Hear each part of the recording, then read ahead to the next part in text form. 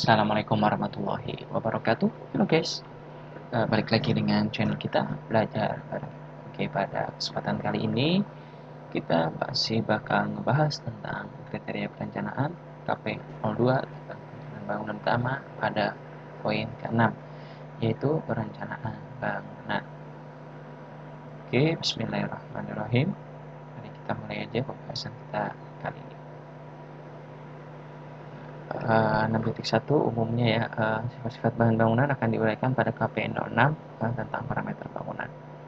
Kemudian lanjutannya penggunaan bahan khusus. 6.2.1 lindungan permukaan.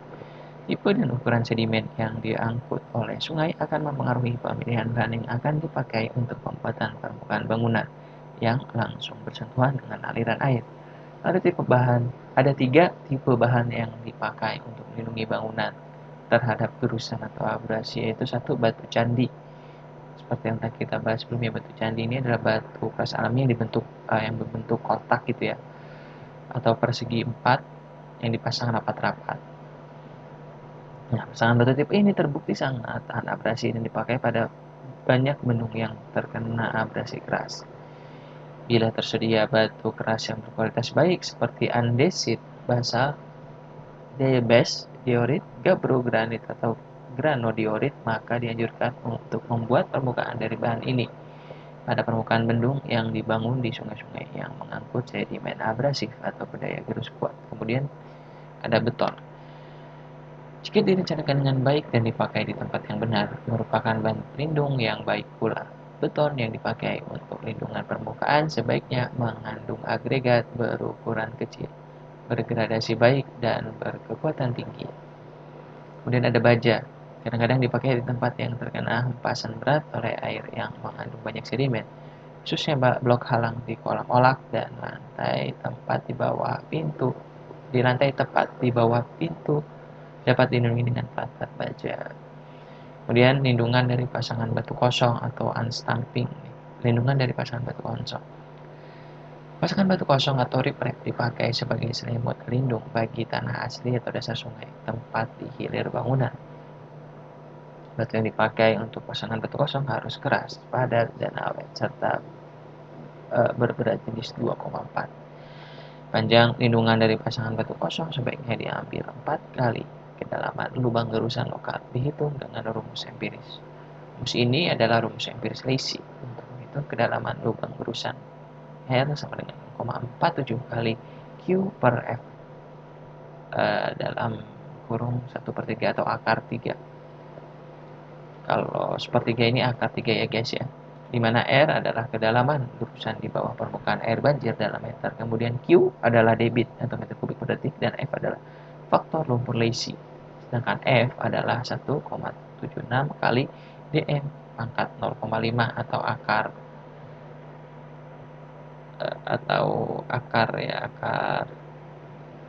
2 gitu, pokoknya akar dm. Nah, dm ini adalah diameter nilai tengah atau min untuk bahan jelek. Gambar 6.1 dapat dipakai untuk menentukan D40 dari campuran pasangan batu kosong dari kecepatan rata-rata selama terjadi debit bencana di atas ambang bangunan. D40 dari campuran berarti bawah 60% dari campuran ini sama diameternya atau lebih besar. Ukuran batu hendaknya hampir serupa ke semua arah. Nah, ini dia. Ini kecepatan rata-rata di atas ambang dalam meter per detik. Nah, ini sumbu Y-nya, kemudian sumbu X-nya adalah berat butir dalam kilogram. Berarti ini kilogramnya, ini adalah ininya ya. Diameter butir dalam D40 dalam meter. Kalau atasnya diameter butir D40 dalam meter.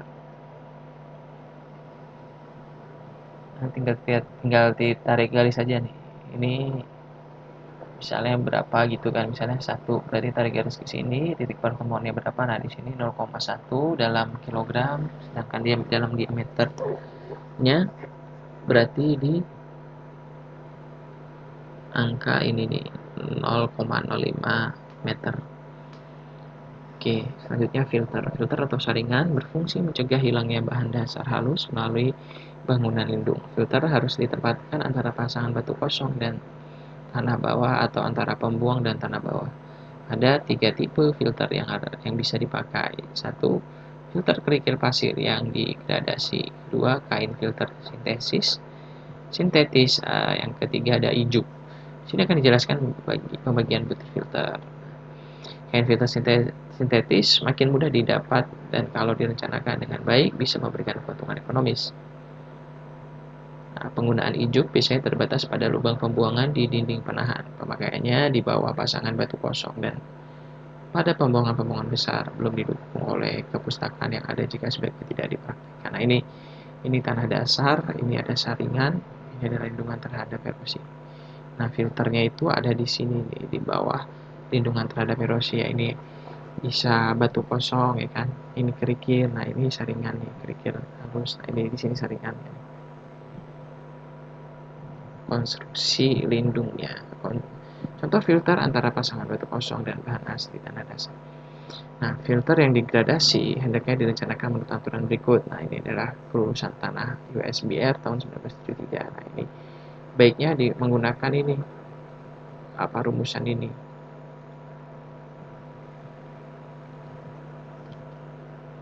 Perbandingan 5-40 seperti yang disebutkan di atas dirinci sebagai berikut. Nah, butir bulat homogen kerikil 5-10, perbandingannya 5-10. Kemudian butir runcing homogen, perbandingannya 6-20. Butir bergradasi baik 12-40.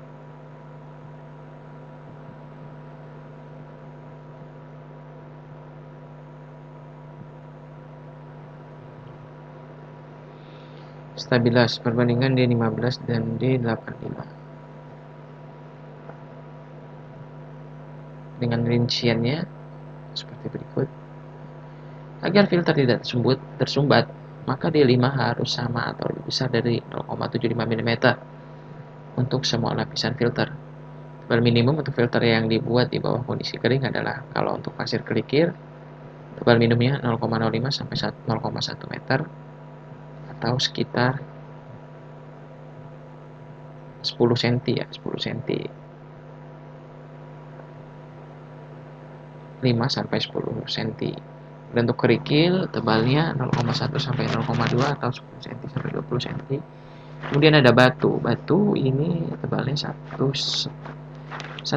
sampai 2 kali diameter batu yang lebih besar. Bila filter harus ditempatkan di bawah air, maka harga-harga di atas sebaiknya ditambah 1,5 sampai 2 kali. Nah, berarti kalau filter ini ada ditempatkan di bawah air, berarti nanti dikali 1,5 sampai 2 kali. Kemudian ada bronjong.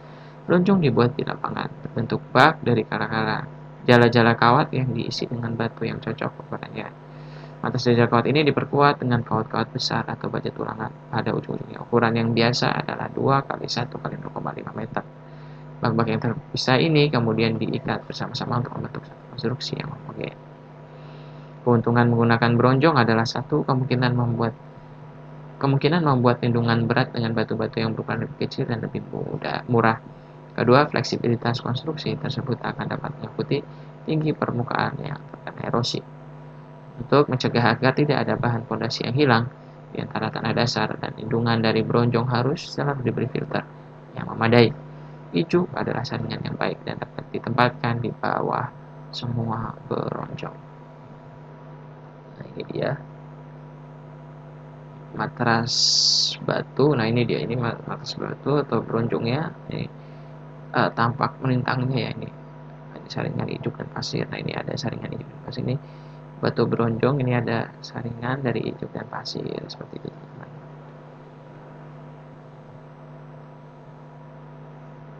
Lebarnya antara 100 sampai 200 cm, 1 sampai 2 meter lebarnya. Kemudian ininya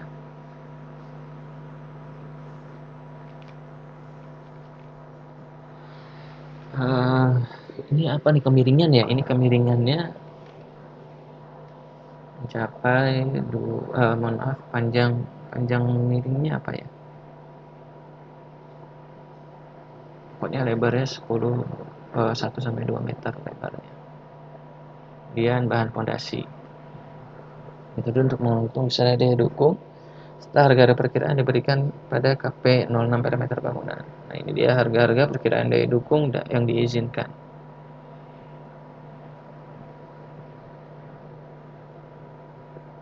Ini jenisnya, ada batu sangat keras, batu kapur, ada kerikil berkerapatan sedang atau pasir dan kerikil, ada pasir berkerapatan sedang, ada lempung kenyal, lempung teguh, dan lempung lunak dan lumpur. Nah, ini daya dukungnya, masing-masing daya dukungnya.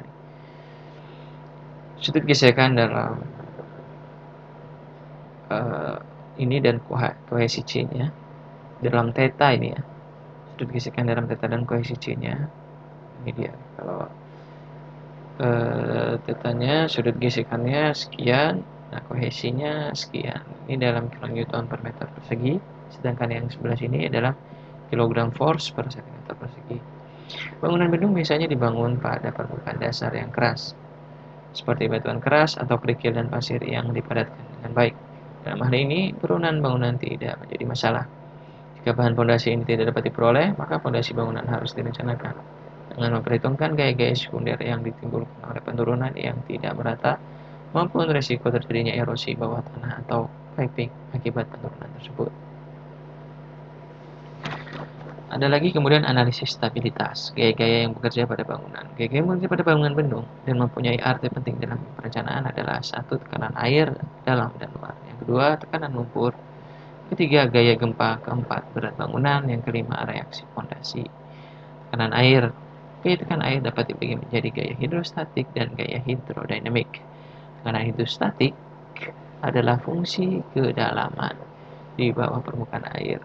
Tekanan air akan selalu bekerja tegak lurus terhadap muka bangunan. Maka oleh sebab itu, agar perhitungannya lebih mudah, gaya horizontal dan vertikal dikerjakan secara terpisah. Tekanan air dinamik jarang diperhitungkan untuk stabilitas bangunan bendung dengan tinggi energi rendah.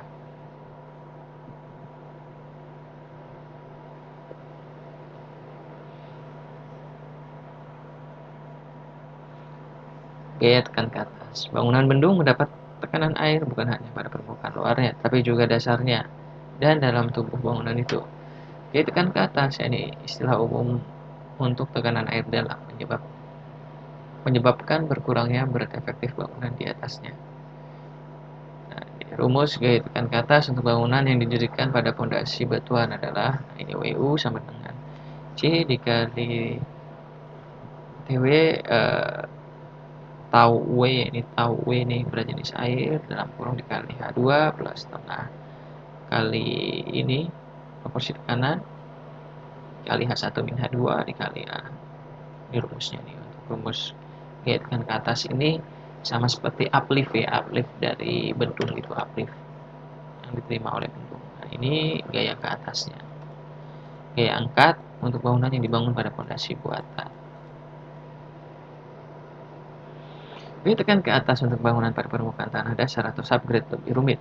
Gaya angkat pada fondasi itu dapat ditemukan dengan membuat jaringan aliran atau flownet, atau dengan asumsi-asumsi yang digunakan untuk Brand atau teori angkatan rembes atau weighted creep theory. Gaya tekan ke atas untuk bangunan pada permukaan tanah dasar atau subgrade lebih rumit. Gaya angkat pada fondasi itu dapat ditemukan dengan membuat jaringan aliran atau flownet. Dalam hal ini ditemui kesulitan berupa keterbatasan waktu pengerjaan dan tidak tersedianya perangkat lunak untuk menganalisis jaringan aliran. Maka perhitungan asumsi yang digunakan oleh Land untuk teori angka rembesan bisa diterapkan. Jaringan aliran dapat dibuat dengan satu, plot dengan tangan, kedua, analog listrik, dan yang ketiga menggunakan metode numeris atau numerical method pada komputer. Untuk pembuatan jaringan aliran bagi bangunan utama yang dijelaskan di sini biasanya cukup diplot dengan tangan saja. Nah, ini dia. Contoh jaringan aliran di bawah bendung berlimpah diberikan pada gambar. Nah, seperti ini ya. Pada gambar 66. Nah, ini 6.5 konstruksi jaringan aliran menggunakan analog listrik. Garis-garis ekuipotensial dan listrik. Nah, ini dia contoh jaringan aliran bawah dan pasangan batu pasir pada pasir. Nah, ini garis-garis ekopotensialnya seperti berikut.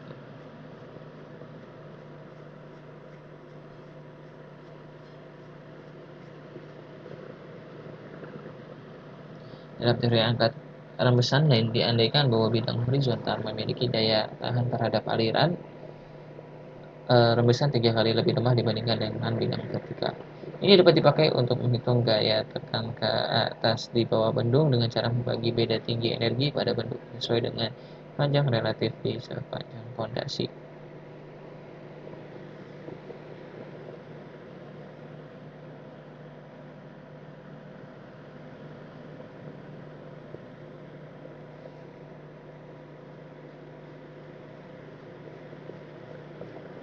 Jadi dia dibuat berundak ini ya biar gaya tekan ke atasnya ini uh, lebih besar. Intinya ini gaya tekan ke atasnya ini dapat ditahan oleh bendung sehingga dia tidak terguling gitu ya teman-teman ya. Dalam bentuk rumus ini berarti bahwa gaya angkat pada titik X di sepanjang besar bendung dapat dirumuskan sebagai berikut. Px sama dengan Hx min Lx per L kali delta H. Di mana Px adalah gaya angkat pada X, kemudian L adalah panjang total bidang kotak bendung dan tanah bawah dalam meter, kemudian Lx adalah jarak sepanjang bidang kontak dari hulu sampai X, kemudian delta H adalah beda tinggi energi dan Hx adalah tinggi energi di hulu bendung. Kemudian ada tekanan lumpur. Tekanan lumpur yang bekerja terhadap muka hulu bendung atau terhadap pintu dapat dihitung sebagai berikut. Di mana PS sama dengan tau S kali H kuadrat per 2 dikali 1 min sin theta per 1 sin theta. Ini dulu yang harus dihitung, baru nanti dikalikan dengan ini, dapatlah PS. PS adalah gaya yang terletak pada 2/3 kedalaman dari atas lumpur yang bekerja secara horizontal. Tau S adalah berat lumpur. H adalah kedalamnya lumpur, dan theta adalah sudut gesekan dalam. Beberapa andaian atau asumsi dapat dibuat sebagai berikut. Oke, selanjutnya ada gaya gempa. Gaya gempa diberikan dalam bagian parameter bangunan.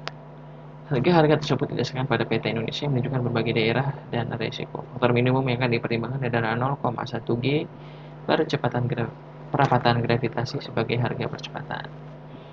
Berat bangunan. Berat bangunan bergantung kepada bahan yang dipakai untuk membuat bangunan itu. Untuk tujuan-tujuan perencanaan pendahuluan boleh dipakai harga berat volume di bawah ini. Ini pasangan batu, beton tumbuk, dan beton tulang 24 kN per meter kubik. Nah, untuk berat volume beton tumbuk bergantung pada berat volume agregat serta ukuran maksimum perkiraan yang digunakan. Untuk ukuran maksimum agregat 150 mm dengan berat volume 2,65. Berat volumenya lebih dari 24 kN per meter kubik. Reaksi pondasi. Reaksi pondasi boleh dinaikkan berbentuk trapesium dan tersebar secara linear. Nah, tekanan vertikal pondasi dapat dihitung dengan rumus tersebut. Untuk dasar segi 4 dengan panjang L dan lebar 1 meter, I sama dengan panjang L pangkat 3 per 12 dan A sama dengan 1. Rumus tadi menjadi ini ya. Analisa stabilitas bendung karet. Pertama, fondasi. Fondasi bentong karet dapat dibedakan yaitu fondasi langsung yang dibangun di atas lapisan tanah yang kuat dan fondasi tidak langsung dengan tiang pancang yang dibangun pada lapisan rendah. Adapun fondasi langsung menahan bangunan atas dan relatif ringan, membutuhkan massa yang lebih besar untuk menjaga stabilitas terhadap penggulingan dan penggeseran. Untuk menghemat biaya konstruksi, fondasi dibuat dari beton betulang sebagai selimut dan diisi dengan pasangan beton komposit. Gaya-gaya yang bekerja pada bangunan. Gaya yang bekerja pada bangunan pelimpah adalah 1 tekanan air dari dalam dan luar, 2 gaya gempa, 3 berat bangunan, dan 4 reaksi pondasi. Lantai pondasi pada bendung karet mendapat tekanan air bukan hanya untuk permukaan luarnya, tapi juga pada dasarnya dan dalam tubuh bangunan. Gaya tekan ke atas, yakni istilah umum untuk tekanan air di dalam menyebabkan berkurangnya berat efektif bangunan di atasnya atau upliftnya. Gaya tekan ke atas. Nah, selanjutnya ada kebutuhan stabilitas. Ada 3 penyebab runtuhnya bangunan gravitasi, yaitu 1 gelincir atau sliding, 2 guling atau overturning, yang ketiga erosi bawah tanah atau piping. Nah, yang A sepanjang sendi horizontal atau hampir horizontal di atas pondasi, B sepanjang pondasi, atau C sepanjang kampuh horizontal atau hampir horizontal dalam pondasi. Kemudian ada guling atau overturning di dalam bendung pada dasar atau base, dan C pada bidang di bawah dasar. Ada ketahanan terhadap gelincir. Tangen theta, sudut antara garis vertikal dan resultan semua gaya, termasuk gaya angkat yang bekerja pada bendung di atas semua bidang horizontal, harus kurang dari koefisien gesekan yang diizinkan pada bidang tersebut. Nah, ini rumusannya nih. Sigma H per sigma V min U sama dengan tangen theta kurang dari F per S. Di mana sigma H adalah keseluruhan gaya horizontal yang bekerja pada bangunan, kemudian sigma V min U adalah keseluruhan gaya vertikal dikurangi gaya tekan ke atas yang bekerja pada bangunan.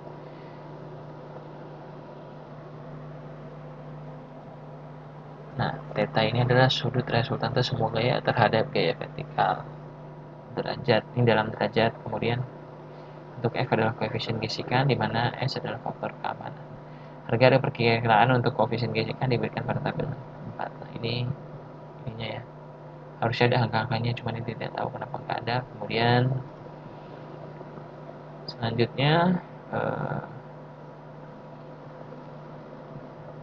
nah, harga faktor keamanan S yang dapat diterima adalah 2 untuk kondisi pembebanan normal dan 1,25 untuk kondisi pembebanan ekstrim. Nah, kondisi pembebanan ekstrim dapat dijelaskan sebagai berikut. Yang satu, tak ada aliran di atas mercu selama gempa, dan kedua, banjir rencana maksimum.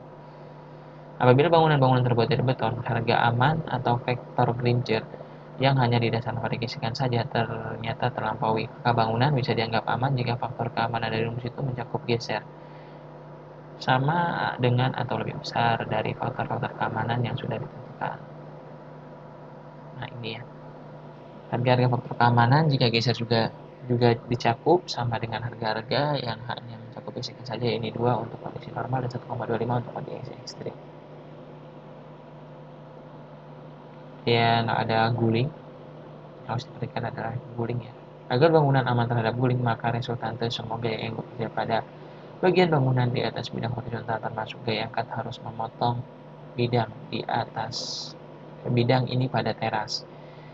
Tidak boleh ada tarikan pada bidang irisan manapun. Untuk fondasi, harga-harga daya dukung yang disebutkan dalam tabel 1 bisa digunakan. Harga-harga untuk beton adalah sekitar 4 Newton per milimeter persegi atau 40 kg force per cm persegi. Pasangan batu sebaiknya mempunyai kekuatan minimum 1,5 sampai dengan 3 Newton per milimeter persegi atau 15 sampai 30 kg force per cm persegi. Tiap bagian bangunan diandaikan berdiri sendiri dan tidak mungkin ada distribusi gaya-gaya melalui membentur. Oleh sebab itu, tebal lantai kolam olak dihitung sebagai Px harus lebih besar sama dengan S kali Px min Wx per tahunnya. Nah, ini adalah tebal lantai kolam olak.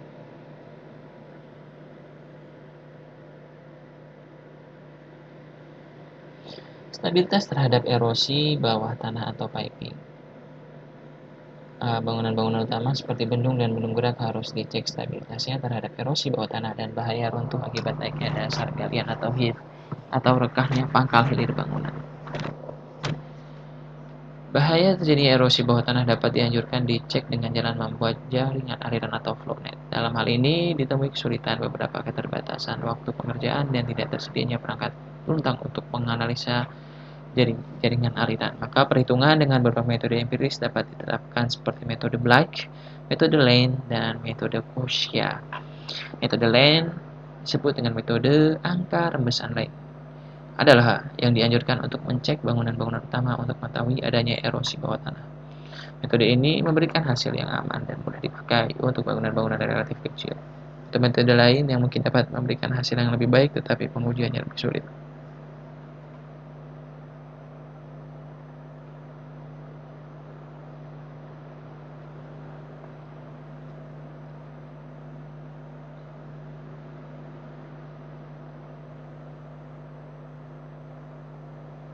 Ini adalah metode angka rembesan Lane. Ini rumusnya. Rumus Lane-nya ya.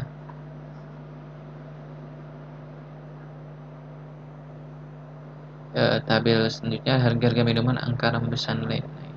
Harus ada angkanya juga. Kemudian angka-angka rembesan pada tabel 65 di atas sebaiknya dipakai 100% jika tidak dipakai pembuang, tidak dibuat jaringan aliran, dan tidak dilakukan penyelidikan dengan model 80%. Kalau ada pembuang air tapi tidak ada penyelidikan maupun jaringan aliran. Yang C 70% bila semua bagian tercakup.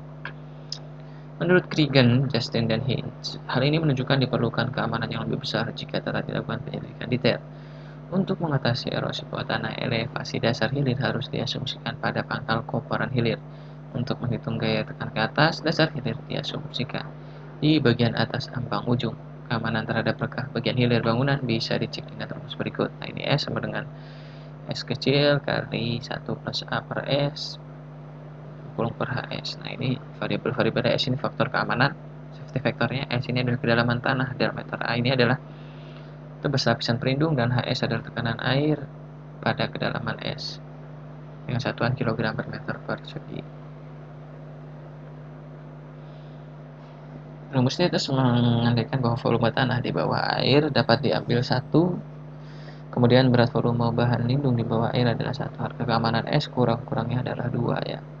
Kemudian ada perencanaan kekuatan tubuh bendung dari tabung karet. Pertama kita harus melihat dari bahan karetnya dulu. Lembaran karet terbuat dari bahan karet asli atau sintetik yang elastik, kuat, keras, dan tahan lama. Pada umumnya bahan karet yang digunakan memiliki spesifikasi sebagai berikut. 1. Kekerasan tes abrasi dengan beban 1 kg pada putaran 1000 kali tidak melampaui 0,8 mm. Kemudian kuat tarik pada suhu normal lebih besar atau sama dengan 150 kg cm persegi. Kuat tarik pada suhu 100 derajat Celcius lebih besar dari 120 kg per cm persegi. Bahan karet ini diperkuat dengan susunan benang nilon yang memberikan kekuatan tarik sesuai dengan kebutuhan dengan bahan karet berupa karet sintetis. Kedua, kekuatan. Kekuatan lembaran karet harus mampu menahan gaya tekan air dikombinasikan dengan gaya tekan udara dari dalam tubuh bendung. Ini rumusnya. Tebal lembaran karet ditentukan oleh tebal susunan benang nilon ditambah lapisan penutup di kedua sisinya untuk menjamin kedap udara. Lapisan penutup sisi luar dibuat lebih tebal untuk pengamanan terhadap goresan ataupun abrasi oleh benda keras.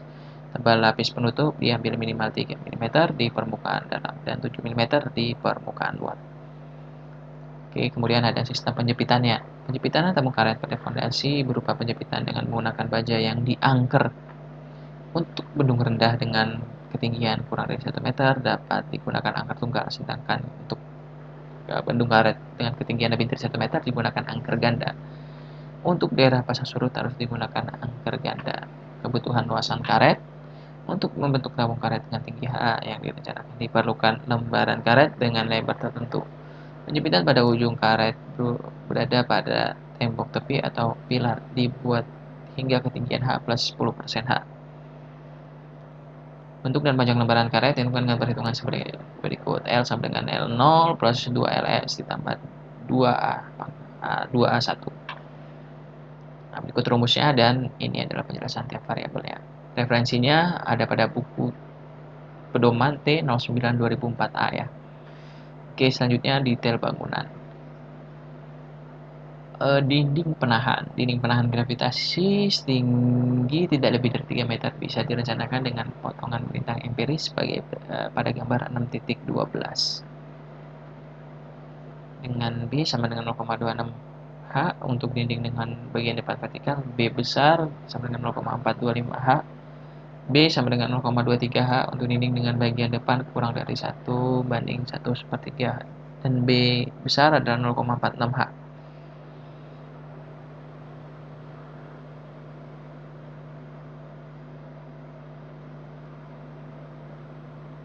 Nah, ini contohnya ya, ini DNA bendungnya, kemudian ini masing-masing potongannya, potongan A, ini potongan B, dan C.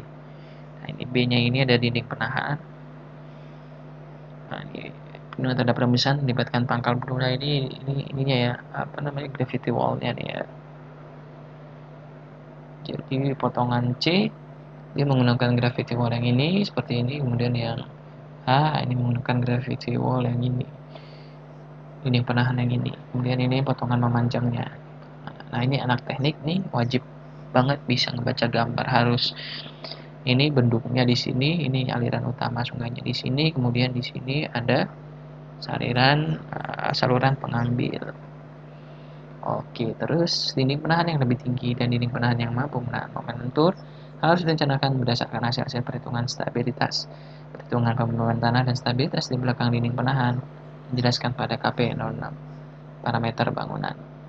Nah, selanjutnya ada perlindungan terhadap erosi bawah tanah. Untuk melindungi bangunan dari bahaya erosi bawah tanah, ada beberapa cara yang bisa ditempuh. Kebanyakan bangunan hendaknya menggunakan kombinasi beberapa konstruksi lindungan. Dalam perencanaan pembangunan, pemilihan konstruksi lindung berikut dapat dipakai sendiri-sendiri atau dikombinasikan dengan lantai hulu, dinding halang, filter pembuang, dan konstruksi pelengkap. Nah, ini ada lantai hulu. Lantai hulu akan memperpanjang jalur rembesan karena gaya tekan ke atas di bawah lantai diimbangi dengan tekanan air di atasnya. Maka lantai dapat dibuat tipis. Persyaratan terpenting adalah bahwa lantai kedap air. Demikian pula sambungannya dengan tubuh bendung. Sifat kedap air ini dapat dicapai dengan foil plastik atau lempung kedap air di bawah lantai dan sekat karet yang menghubungkan lantai dan tubuh bendung. Nah, ini dia nih ya. Ini tubuh bendungnya, ini adalah lantai sekat air. Tadi ini untuk apa namanya? Untuk melindungi rembesan air ke bawah ini. Karena tadi itu apa namanya, dengan adanya rembesan bawah itu ada gaya upliftnya juga, dia akan merembes melewati bendung juga. Jadi bendung kalau misalnya sudah ada rembesan lewat bawahnya ya percuma juga airnya di bendung karena airnya akan melewati bendung tersebut. Seperti itu ya teman-teman ya. Salah satu penyebab utama runtuhnya konstruksi adalah bahaya penurunan tidak merata. Nah, sebab lain rembesan di bawah bendung itu ini juga nih, adanya piping atau adanya keruntuhan konstruksi itu bisa terjadi keruntuhan, ada penurunan gitu ya. Ada settlement pada daerah bendung. Nah, itu percuma juga. Ketinggiannya awalnya bisa misalnya 5 meter karena ada penurunan settlement, maka dia menjadi 3 meter. Nah, itu mengurangi efisiensi dari bendung itu sendiri dan yang lebih parahnya ada kegagalan bendung. Nah, itu lebih parahnya. Salah satu penyebab utama runtuhnya konstruksi ini adalah bahaya penurunan tidak merata atau diferensial antara lantai dan tubuh bendung. Oleh sebab itu, sambungan harus direncanakan dan dilaksanakan dengan amat hati-hati. Nah, lantai itu sendiri dapat dibuat dari beton bertulang dengan tebal 0,1 meter atau pasangan batu setebal 0,2 sampai 0,25 cm. Adalah penting untuk menggunakan sekat air dari karet yang tidak akan rusak akibat adanya penurunan tidak merata. Kemudian ada dinding halang atau cut off. Dinding halang bisa berupa dinding beton bertulang dan atau pasangan batu. Inti tahan kedap air dan atau pudel atau dengan pelat pancang baja atau kayu. Nah, ini contohnya ya dinding halang kopran. Dinding halangnya nih. Ada di sini dinding halangnya. Plat perancang halang. Di sini juga dikasih dinding halang juga ya. Agar gaya tekan ke atas pada bangunan dapat sebaik mungkin dikurangi, maka tempat terbaik untuk dinding halang adalah di ujung hulu bangunan, yaitu pangkal awal, lantai hulu, atau di bawah bagian depan tubuh bendung. Nah, ini di sini baiknya dinding halangnya itu ya. Oke, selanjutnya alur pembuangan filter. Alur pembuangan atau filter. Alur pembuangan dibuat untuk mengurangi gaya angkat di bawah kolam olah bendung pelimpah. Karena di tempat-tempat ini tidak cukup tersedia berat pengimbang dari tubuh bendung. Untuk mencegah hilangnya bahan padat melalui pembuangan ini, konstruksi sebaiknya dibuat dengan filter yang dipasang terbalik dari kerikil atau pasir bergradasi baik atau bahan filter sintetis. Konstruksi pelengkap. Jika bagian-bagian bendung mempunyai kedalaman pondasi yang berbeda-beda, maka ada bahaya penurunan tidak merata yang mengakibatkan retak-retak dan terjadinya jalur-jalur pintasan erosi bawah tanah. Adalah penting untuk mencek kemungkinan ini serta menetapkan konstruksi di tempat-tempat ini jika diperlukan. Nah, ini ada pipa pembuang dan kerikil bergradasi baik, kemudian ada pasir kerikil yang bergradasi baik juga di sini. Pasir atau kerikil bergradasi baik. Ini kerikil, ini adalah pasir, ini saringan.